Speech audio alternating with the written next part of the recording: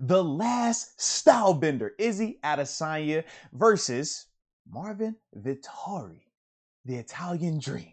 Man, all right. I was excited about this fight because it was the rematch. I was excited about this fight because we had a lot of storylines with this fight, right? Obviously, we know the first time these two guys fought, it was a split decision. One judge even had Marvin winning on the scorecard. Now, granted, some people would look and say, man, how could you do that? But either way, it happened. So when you were looking into this fight, it's like, man, all right, Marvin has definitely made some headway here, man. He's beating some people. Obviously, came off of the big win over Kevin Holland. And then we saw Izzy coming off of his first defeat against Jan Blachowicz. So you're questioning, all right, who's gonna show up? Are we gonna get the Izzy that just was confident and comfortable in these rings with some of these killers in their division in terms of Paulo Costo, Robert Whitaker, the different guys that he's beaten, or were we gonna get the one that showed over Jan Blachowicz where he was way more calculated, at times looked uptight, and then was just fine laying on his back for 2 rounds once Yan took him to the ground. So it was interesting to see, like, all right, which one was going to happen? Who are we going to see? But from start to finish, it wasn't a debate. Israel Adesanya showed us why he's called the last style bender. Because, man, my guy was flowing like crazy on the feet, or styling on him, as he likes to say it, on his feet, man. His ability to just strike with his hands, elbows, knees, kicks, it was crazy. And then just his ability to ultimately eat up Marvin's lead leg, because Marvin liked to put a lot of weight on it. So Izzy was like, I'm just going to keep kicking this leg. And you could just see as the fight went on how Marvin would react to it more and more, and how he would become limited in terms of switching in and out of stances from southpaw to orthodox. So watching that, it was just clear who the superior fighter was in all aspects. I mean, Izzy's IQ from a fight standpoint, he never was in danger. His ability to just constantly use his footwork. I mean, at one point, Marvin looked like a charging bull running across the cage trying to get him, because Izzy could just move. He was just so slick in the cage, so slick. I love his footwork. And then, like I said, just his ability to show growth. The knock on Izzy after that Jan Blachowicz fight was that he couldn't get up off the ground. In fact, that was part of the reason why people thought Marvin won the first fight, because Marvin was able to take him down and have some success with Izzy on the ground. But this go around, Marvin gets the takedown early, and we're like, okay, we're gonna see this again, where Izzy's on the ground and he can't get up for 5 rounds. We know what this is gonna look like, but no, this was different.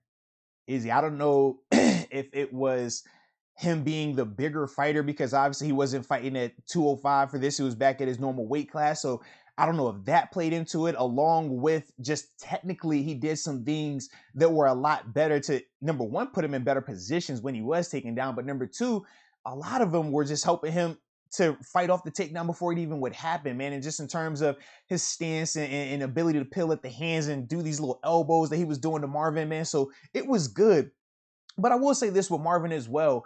I thought early on he had a good game plan. He was going with the double up jab, overhand left or straight left hand, but it just became too predictable. And it looked as if he was starting to gas a little bit as well, because he did not attack Izzy the same in terms of the takedowns and just how he would charge forward as the fight progressed. He looked a lot more timid going in there. Now, granted, Izzy was tagging him, so that probably played a fact into it. But as a whole, he just looked like he started to fade at the end. I mean, it got to the point at one time where Izzy was so bored in the ring that he's grabbing my man Marvin's booty, like handful of tushy, like, hey, big fella, what's up? I said to myself, instead of grabbing his butt, Izzy, why didn't you tell him about my book, The Most Theory of Life, and how it can help him become a better person, to impact and inspiration?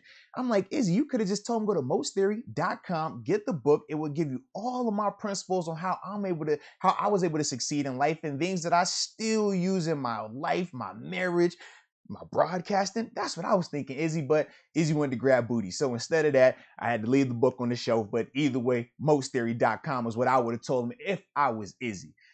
But going back to Izzy, man, what's next for him, right? Now, we know after the fact he called out Bobby Whitaker, Bobby Knuckles. Called him his nemesis too, man. I was a little surprised by that, because obviously the first fight wasn't as competitive as I thought it could have been or should have been. But that's because Izzy, he styled on. He did what he does best. But it was good to see that he called him out. He was very clear in who he wanted. I love the ending. I can't repeat it. We're PG-13, keep it family friendly. But anybody that tuned in, y'all know he was very clear in terms of why he gets to control the narrative and who gets to pick who he wants, where he wants to fight him, and what day he wants to fight him. I was like, all right, shout out Izzy.